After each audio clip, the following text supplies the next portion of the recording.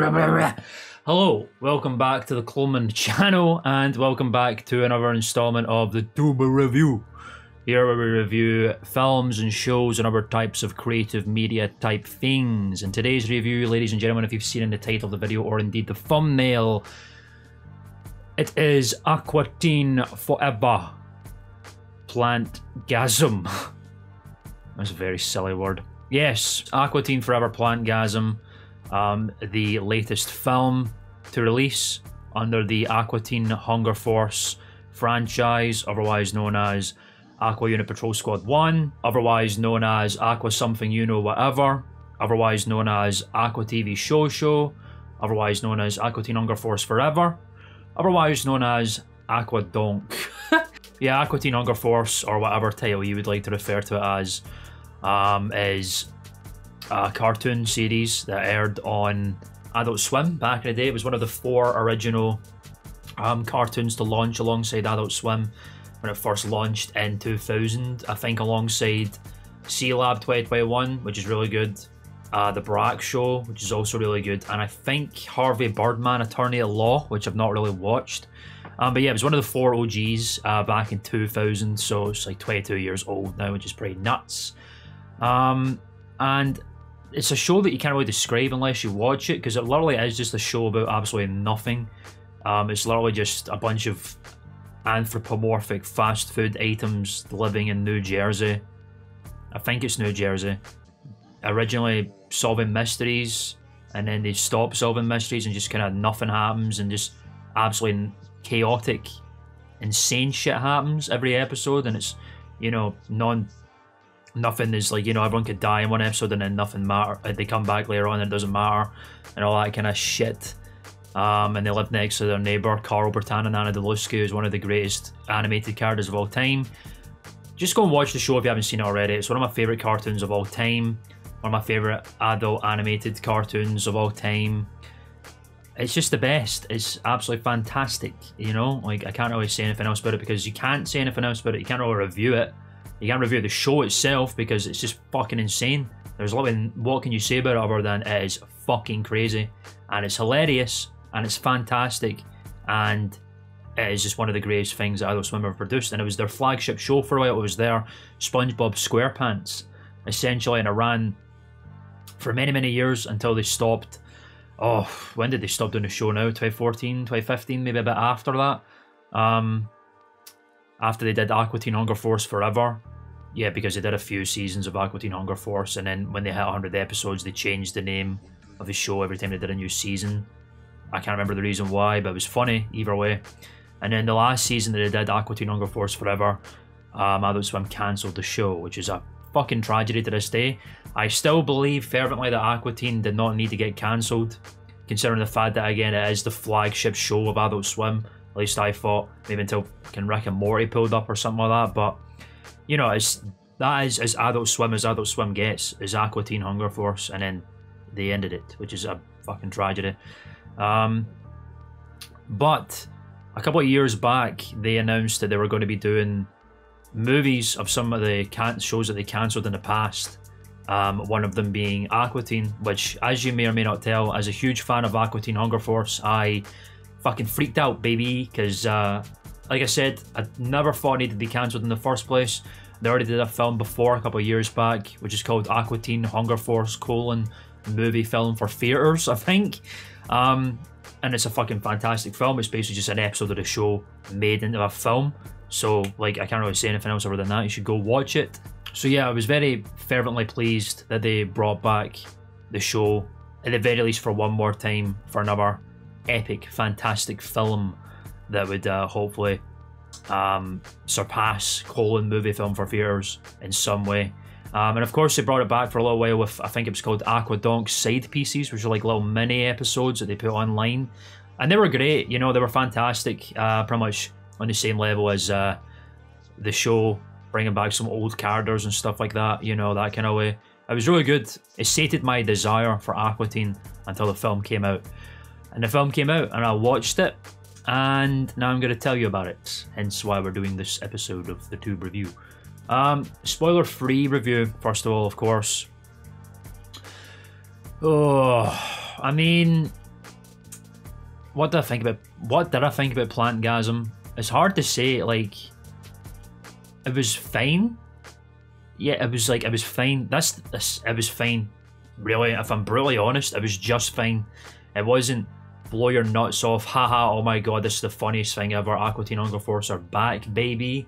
It was more like, they brought them back and then they made this film, and it's like, it's just kind of okay, to be quite honest. This is the thing as well, like, I don't know if this is flying in my face in terms of me saying they should never have cancelled Aqua Teen in the first place, because, like, at the time when the show was going on, it was still hilarious. It basically never lost a beat, to be honest. Like, some episodes were better than others, of course. That's just kind of the way it is with shows like this when they last a long time. But they all had merit. They were all funny. There wasn't a bad episode of Aqua Teen. I don't know how that could be, considering there is no plot. Anything can happen, and it's always funny. So I didn't feel like it had to end because of that. Because there was so much variety in the show, you could literally do anything because there was no holds barred. But then they did Plantgasm, and it's kind of like, yeah, it's the same kind of thing, you know, it's kind of random, and like, you know, you can't, but like, I don't know, it just wasn't very funny to me, to be quite honest. It just didn't seem like there was a lot of humour at all. It felt much more plot driven than humour driven, which for Aqua Teen Hunger Force, that's fucking crazy. Like, a plot driven episode, what is that all about, bruh? There is no plot. There isn't a plot, bruh. Like, the thing is, we can compare this as well, because obviously Movie Film for Theatres is the same thing, except that had a theatrical release. Plantgasm didn't get a theatrical release, and while Movie Film for Theatres had a plot, like, it wasn't really a fucking plot. It was nonsense. It was insane. It was madness. I had Neil Peart as like the old drummer from Rush, I think, is like this little man flying around with like a watermelon fella in a spaceship that was a watermelon, and like he was a plot element until he pulled up at the end of the film and all that kind of stuff. Like, does that make any sense? No, it doesn't. That's the point. It wasn't a plot for the, like, a narrative driven plot. It just didn't make any fucking sense, and it was hilarious. But for Plantgasm, it didn't really feel like a nonsense plot that didn't need to be there. It felt like an integral thing, and it's a very weird thing to say, but Aqua Teen doesn't need that at all. It can just be whatever it needs to be, and it just needs to be hilarious, and it just kind of didn't feel very funny. There were some funny moments, you know, but it just wasn't it, really, to be quite honest. And that's like, as a massive Aqua Teen fan who believes that Aqua Teen could do nothing wrong, yeah, that was a big thing for me, was that, you know, it was watchable. It wasn't bad at all, to say the least. It was not a bad thing. It was an absolute pleasure to see them come back. That's the biggest thing for me, is seeing Aqua Teen Hunger Force, the Adult Swim show, one of the originals, and the flagship show, come back for another film for the first time since they cancelled the show and then brought back with Aquadonk's side pieces. But, you know, it was a bittersweet thing, because I was like, yeah, they brought it back, but it wasn't a massive, amazing, fantastic return, to be brutally honest. Another thing that I thought was a bit weird was the animation was good. And that's bad. Right? Like, I don't know if you can say anything about, like, I don't know if there's any other animated thing where you can say it's a bad thing that the animation's so good.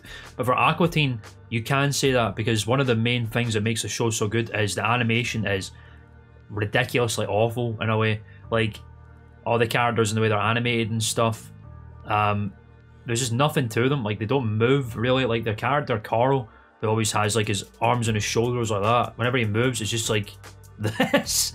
Sometimes he runs, you know, it's funny when he runs, but it very rarely happens. There's not a lot of animation to these people. They just are static for most of the time.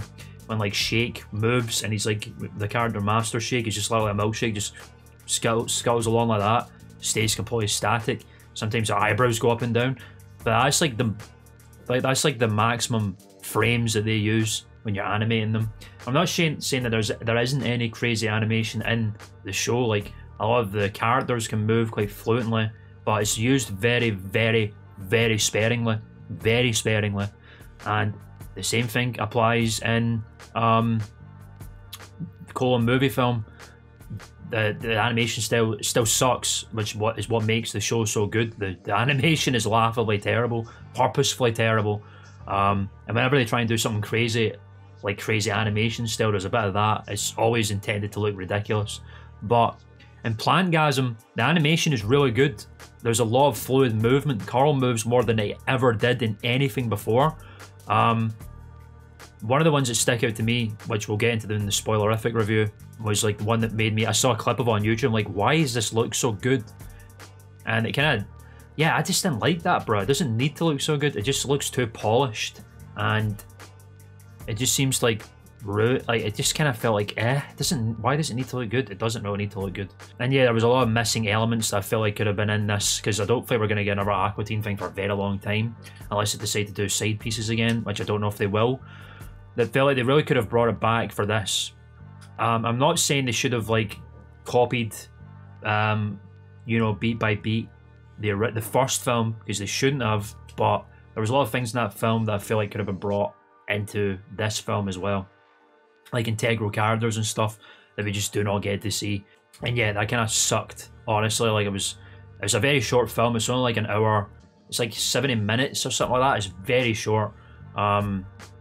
And yeah, like, I was waiting for the moment for me to go, haha, big lol, or hey, he's back, baby. And it just never really happened, which is a bit of a bummer. But again, it's good that they're back. That's the biggest, happiest thing that I can say about it. And that is my spoiler-free review of Aqua Teen Forever Plantgasm. And now I'm just going to tell you some spoilerific stuff. And again, I don't need to go too deep in it because it's Aqua Teen. It's all nonsense anyway, and there is a plot to this film, so I'll talk about it a little bit. I mean, the whole point of the plot is that the Teen Force, Aqua Teen Force unit, you know, whatever TV show group, Master Shake, Frylock, and my little homie Meatwad are disbanded because of some bullshit, and they're all doing separate things. And yeah, that's the whole thing. Kind of goes into that a little bit, not for too long though. And then they meet up at the end of the film and like sell their differences and all that bullshit. Which is kind of wholesome in a way, and near the end especially. I mean, it didn't matter afterwards because they just all got killed very rapidly. And that was ridiculous to me, but like, well, that's it, they just got killed. That's it. I mean, like, it doesn't matter if they get killed, they can come back immediately. Yeah, it was like, they had a kind of a tender moment there. I was like, wow, this is like 20 years of these characters having like almost what you call a moment for like what you could call it. Only for them to get killed. Like, they can get killed anytime they want, but I was like, oh, well, I was enjoying that for a quick second there. But yeah, it doesn't matter if they get murdered at the end of the show because they can come back any fucking damn time.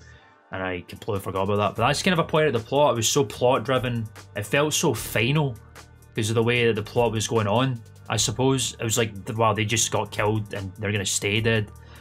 And I was like, now I'm thinking about it right now, I'm like, that's not Aqua Teen at all, is it?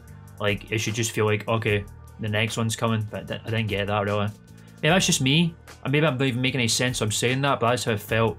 Because of the way it was like more plot driven, it wasn't like completely, there was some comedic moments and there was jokes left, right and centre. They just weren't landing for me very well. And yeah, it was very plot driven and it felt very final.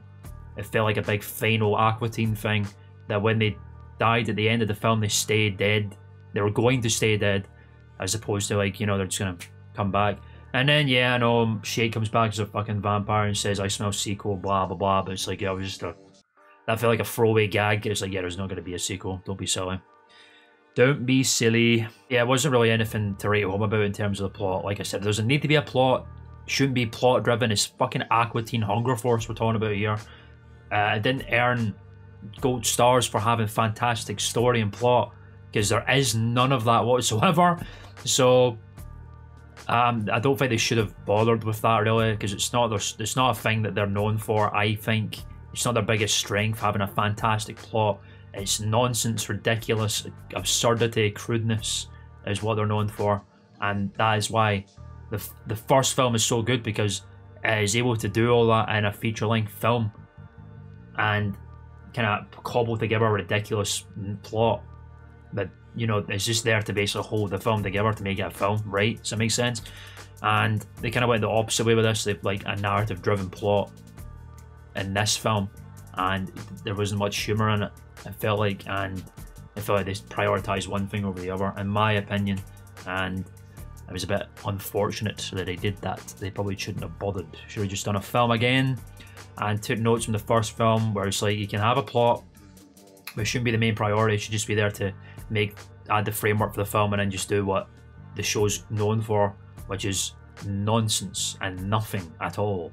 And again, another thing I mentioned before was I didn't like that the animation was very good, or at least good in terms of like Aqua Teen standards. And yeah, I still stand by that. Like, it didn't need to feel so good and polished. And with this like narrative-driven plot, I just came together to be like, I don't know, bruh. It's a lot funnier when the animation just does not look great. That's the point, you know what I mean? And there was this one scene I was talking about that I saw on YouTube where it's like Carl and Shake are talking together, and then Meatwad pulls up, and it cuts to an angle from Meatwad's perspective, and like Carl and Shake are like that, and then there's like animations on Shake that I've never seen before. It was like turning like that, and he's pure animated in his face, what you can call a face and stuff, like, you know, pulling up on him and stuff like that. It's like, what is this, bro? Why does it look so polished? This has never happened before in the show. And it doesn't need to look so polished. I know the show's like 20 years old, but like for the past 10 years, 15 plus years that they did the show when it was still on in Adult Swim, the animation never got any better, particularly with like the 4 main characters. So like, why is it now? Even in the film, it didn't look like that, bruh. Like the first film that they did, it didn't look anything like that. So it was a bit bizarre that they decided now was the time to like make it look great. It didn't need to look great, you know what I mean? It just kind of ripped me out of it a little bit. Just like, this does not feel like the Aqua Teen that I know when it just looks this good. I'm not like, you know, fair play to the people who animated the film and made it look great and stuff, but I was like, just doesn't need to look this way, bro. You don't need to put this much effort into making it look good, because it looks great when it looks shit, you know? That's kind of how I felt about it. And in terms of like missing elements, there was like a lot of characters that would usually be there for something like this that were not. The only characters were there were the 4 main dudes, Master Shake, Frylock, and Meatwad, and Carl. And the Moonanites were there as well, who are like the flagship antagonists of the show, or like the main arch nemesis of the Aqua Teens, like Ignot and R. So it's like, fair enough, like, yeah, you couldn't have the Aqua Teen film without having the Moonanites in it. But, you know, what about the Plutonians? What about the cybernetic ghost of Christmas Past from the future? All those kind of dudes. They're like the other main baddies that pull up very often. You know, obviously Dr. Weird wasn't going to be there because the C. Martin Croker, the voice actor, passed away many years ago, which is a very, very sad thing. So, you know, fair enough, he's not been in it for many years since then. They haven't used the character again. But those characters, like the Plutonians, Cybernetic Ghost of Christmas Past, are all like, they were all in the original film, because like the other big villains that pull up in the show very often. We had Markula, the vampire, fucking... If you've not seen the show, you're probably like, what are you saying to me right now? Markula, the landlord vampire, was in it for a couple of seconds, and, you know, I don't think they had the same voice actor for him. It was like, fair enough, whatever. But, you know, he was only in it for a very short period of time, and, like, that's a bummer. Boxy Brown pulled up, which is pretty cool. I love Boxy Brown, but he wasn't even that funny either. Different voice actor as well, and they pointed that out. It's like, fair enough, yeah. But man, it's like, oh, where are these other things that could have just like had it so much funnier? Because like the Moonanites weren't even really in it technically. Like, they were fourth wall breaking the whole time and like fucking up the film in the middle of the film, which is like, that was the funniest part for me, was when they were fucking up the film and stuff. And then they pull up, I mean, like the third act, when a ship lands on the moon and Frylock's in it and they got a fight, blah blah blah, and that was pretty cool, I suppose. But other than that, they just weren't really in it, apart from like breaking the fourth wall and talking to the audience, really. And, you know, these other characters I've just mentioned weren't there. And George Lowe wasn't there, bro. What the fuck was that all about? George Lowe, you know, the voice actor of Space Ghost from Space Ghost Coast to Coast, always pulls up as himself in the show very often. He wasn't there either. I was quite surprised, considering this is the first time they brought it back in a long-ass time and George Lowe didn't pull up. I mean, I'm not saying that he's obligated to do it. Maybe they couldn't get a hold of him. Maybe he just didn't want to. I don't know. But it was a bit of a shocker not to see George Lowe in his Mr. Beefy shirt pull up. You know what I mean? It's like, damn, man. It's a bit sucks because he's got that beautiful heavenly voice and he just pulls up playing himself and he's funny. But yeah, he wasn't there. Alongside all the other characters I mentioned previously, it was just the 4. The Moonanites, and then these new characters that Frylock associates with. Can't remember their names now. It was like Neil or something, little small dude. He was quite funny, I guess. And then this other guy's like turns out to be the main antagonist. He's not that funny. It's just like a whole thing, man. It's like, what's going on throughout this whole film? Plants and shit. It was a bit like, what's the plot? Like plant critters? Like they've done that before, but I'm like, it's not hilarious. And then like, there's this whole thing like these two alien species that pull up. One's like flaking constantly, and one's like covered just goop. What is it, bro? I just don't understand. It just felt. It didn't feel like random, and it was like to the point where it works. It just like this is like all felt very cobbled together to me, man. I don't know. It just something about it just like rubs me the wrong way, and I don't know how to feel about it still. Hence why I'm doing a review of it. Yeah, I don't know, bro. I just don't know, man. Yeah, it just all felt like, you know, it was a bittersweet thing is the main thing for me. It's a very bittersweet film to watch. Aqua Teen's back, and this was the comeback. Kind of not very funny for some reason. It's driven by plot. Not a lot of characters from the show in it. Randomly polished animation that does not need to be there, kind of thing. When Carl, Bertan, and Anna Deluski isn't making you fucking crack up, something's off. Do you know what I mean? Like, that's like whatever in terms of everyone else, but like Carl is consistently hilarious in everything he's in. Hence why for a while I had his own online spin-off series where he was talking about the NFL, the Super Bowl, and all that kind of stuff. Carl's Stone Cold Lock of the Century of the Week.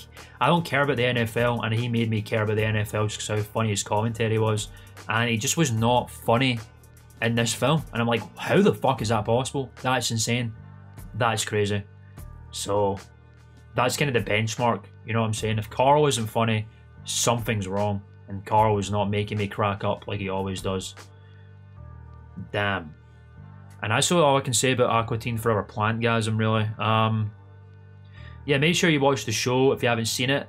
Watch the film, watch the side pieces, and then watch Plantgasm to see if you understand what I mean. If you get really into it, even if you're a big Aqua Teen fan like I am, watch this film and see what you think of it. Leave a comment below if you like agree or disagree, or I just want to hear everyone's thoughts on this that enjoy Aqua Teen, to be honest, because I don't know. I just didn't dig it that much, to be brutally honest, and that's crazy for me. I think that's my review of Aqua Teen Forever Plantgasm. Let's put it on the epic to lame ratio right now, ladies and gentlemen. So I think Aqua Teen Forever Plantgasm is pretty snuggly and low tier, pretty epic. I'm not going to put it in lame because it wasn't lame. It's Aqua Teen. Like, I'm always going to watch something that's Aqua Teen. I'm always happy to see them come back. That's the strongest thing that I can say about this. Is it's good to see them back.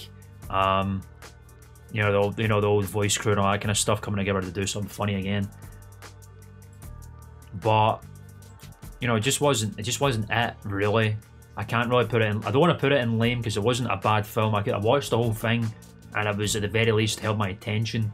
But it just didn't have all the things that made Aqua Teen, you know. So I'm gonna have to put it in low tier, pretty epic. I think it's pretty snugly in there. I don't want to put it anywhere else. And that is a review of Aqua Teen Forever Plantgasm, ladies and gentlemen. Like I said, tube review is going to be about stuff I just have things to say about in terms of things I've watched, and Plantgasm was one of them because I've been waiting for many years for it to come out since it got announced. I'm a massive fan of Aqua Teen Hunger Force. I'm very fortunate to be, like, obviously because Adult Swim doesn't air over here in the UK. I used to go to Florida quite often, and you know, I always see it in like comments on YouTube videos and stuff, like kids who stay up past midnight when they're watching Cartoon Network and Adult Swim comes on, and then Aqua Teen comes on, and I had no idea what the fuck it was. I had no idea what I was watching, but I knew that I fucking loved it back then as a teenager, and I still do. So yeah, like, it's just cool to see them back, but damn, man, it's just not it, chief. I preferred the side pieces to this film, you know what I mean? So it's a bit unfortunate. But yeah, that's the review of Aqua Teen Forever Plantgasm, ladies and gentlemen. Watch the film, let me know what you think. Like, subscribe, comment, share, bell. Check out the Twitch, Coleman Live. Check out my Twitter at Papa Coleman. Yes. Aqua Teen Hunger Force, Aqua Unit Patrol Squad, Aqua something, you know, whatever. Aqua TV Show, Aqua Teen Hunger Force Forever, Aqua Donk side pieces.